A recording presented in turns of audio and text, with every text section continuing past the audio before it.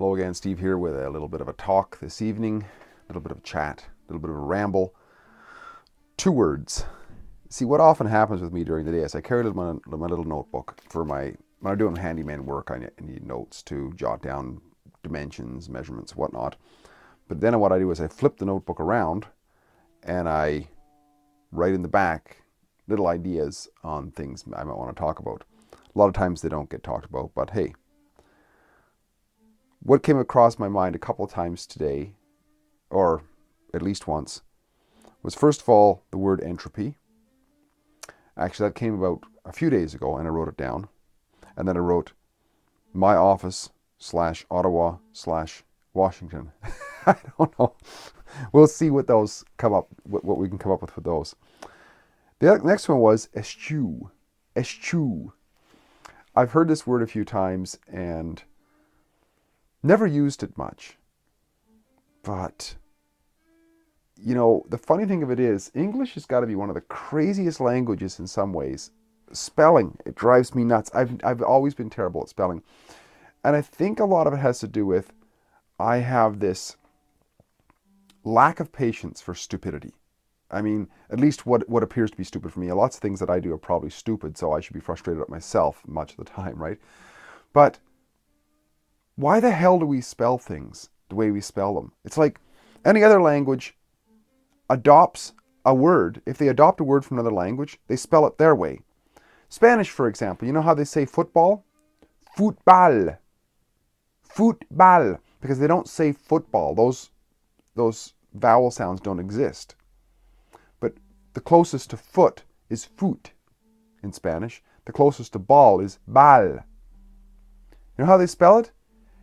Futbal. Football. They don't keep our spelling, which is what we do. So anyways, the reason it frustrates me is because I want to look up a word sometimes, but I don't know how to spell it. And how do you spell eschew? Eschew, eschew, eschew. So I'm typing in all these sorts of things.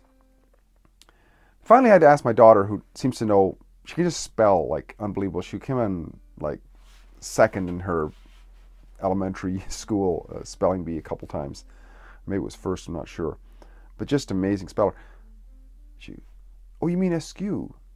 Eschew or whatever it is. And it's S-chew. Like chewing on something. E-S, chew. Anyways, it means to deliberately ignore or to put off. Essentially, is my understanding of it. And this leads right into entropy. Because entropy, okay, in the scientific sense it has to do with heat and whatnot, right? But in the normal sense, it's this tendency for things to, if we leave things alone, for them to go to chaos, right? A friend of mine, recently he bought an apartment in the city because his wife's having health problems, and he has this house out in a small town. And she didn't want to sell it, so they just kind of left it there. And all of a sudden, there's, you know, a mouse got in the house, and there's this problem and that problem. The deck fell apart. I mean, really, it's like a year away from bats flying around the house. It's just amazing how things go to pot when left alone. And my office is an example of that. I try to keep it fairly neat, but it just, unless I'm just really on top of it every day, it turns into a mess. So do my pockets, incidentally. Years ago, I used to get sore legs because I'd have nails in my pockets and my pocket knife, and I'd sit on something that was in my pocket, and it hurt. But my pockets of my jacket, because I have several jackets, and I don't wear those jackets all the time, and every time something gets stuffed in it, napkins, pieces of paper, receipts, and whatever. So the other day, I put my jacket on, and I put my hands in to look for something. My keys were they were in the bottom of the jacket pocket, and I got a little bit flustered. I don't very often get flustered, and I just yanked everything out. I just yanked it out and just dumped it on the stairs near the back door. And but rather than throw it right in the garbage, because there might be something in there that's really holy that I got to keep, right? So here's an example of my pockets. Here's an example of my pockets. And that's just part of it. That was like one pocket. Completely ridiculous. But that's entropy. the nature of entropy too. If we do not organize things and keep on keeping things in our way, our nature, for some of us anyways, me as an example, our nature is entropic, if that's a word, is to just create chaos. I mean, I look around here and I've got some tools sitting in the corner, a guitar that I haven't used in a while sitting out in front of me with a timetable for next year, my backpack, briefcase, a box with a bunch of stuff, I don't know what's in it, a newspaper here, and even my bookshelf is kind of disorderly. Behind there, not too bad, although it looks a little messy. It's because those things I don't usually take on and off, so they kind of stay, right? But my desk, it's a flat surface. Hey, it's like, you know, if you have a window ledge and you don't wipe it once in a while, it collects with dust. Well, that's what my desk is like, except that it's stuff on there, because in the moment there's something more important. So to combat this, what I've done, and I mentioned this before, is to try to organize. I'm trying to look for the book right here now, but it's a book called, it doesn't come to mind anyways right now, but there's lots of books like it. And it's about, well, I'll find it somewhere. I should have been prepared for this, I guess. Anyways, it's about David Allen, getting things done. Getting things done. So he talks a lot about organization in here. This is I don't get any profit from this book, but I recommend it. And basically it's a way of organizing a workspace, because what he notices is that many people have a disorganized workspace. To have things in a certain way and a procedure, you'll see right here, it's a little bit messy right now, but this is basically an inbox-outbox organization system. And I try to, as much as possible, emulate that in the computer with the online, with the information. So for example, email. I set up files in the email. When I read this book, literally, I've had the same email address now, my main email address, yahoo.com, since the 90s, I think. I mean, I was not a really early adopter of email, but it was definitely in the 90s, like maybe the early 90s. I should look, there's probably a way of looking somehow. And you know, up till I read this, there were still emails in there that I had received back then that I had never erased. Maybe read emails. They were read probably, but I would just read them and just let this thing keep getting longer and longer and longer and longer. And there were thousands and thousands of emails in there. And I took a day or so in the process of going through this book. It took me weeks. I don't have any emails at the end of the day, most days now. I have files that are built into the email system, file them in, and that's the effort to counteract this entropy.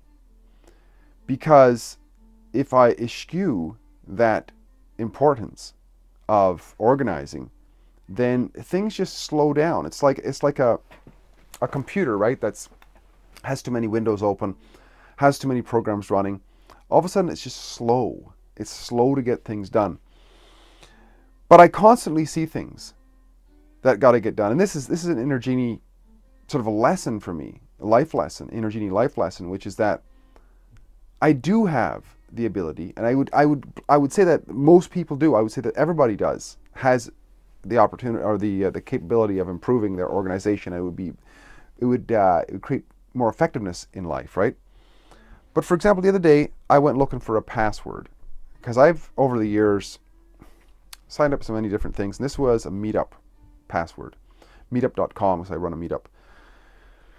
And I had tried to help somebody else on their meetup, so I had logged into their meetup, and then I had to get back into my meetup because my computer remembered the password for mine.